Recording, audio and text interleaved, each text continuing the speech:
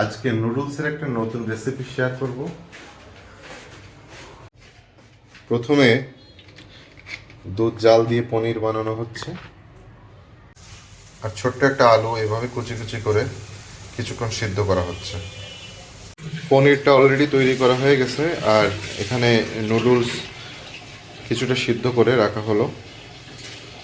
এখানে সেদ্ধ করা আলুর সাথে 3টা কাঁচামরিচ কুচি কুচি করে কেটে রাখা হয়েছে, আরও কেটে রাখা হয়েছে একটা মাঝারি সাইজের পেঁয়াজ।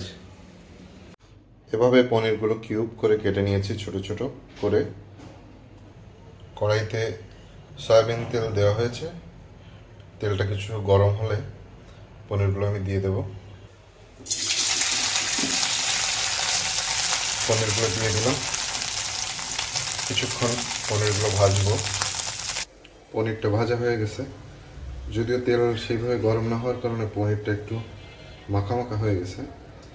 তারপরে কিছুক্ষণ ভেজে আমি তুলে নিলাম। এবার একে একে ওই কড়াইটাতেই আমি পেঁয়াজ দিয়ে দেব।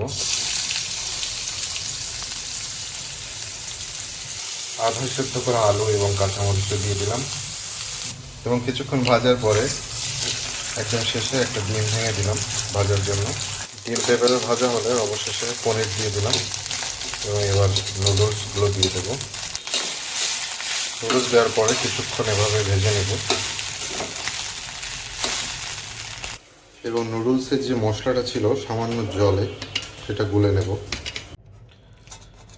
রান্না হয়ে গেল নুডলস এবং পনির একসঙ্গে। এটা কী নাম দেবো জানি না, এটাকে এখন নামিয়ে ফেলা হবে। এই হলো নুডলস উইথ পনির। এখন দেখা যাক খেতে কেমন লাগে।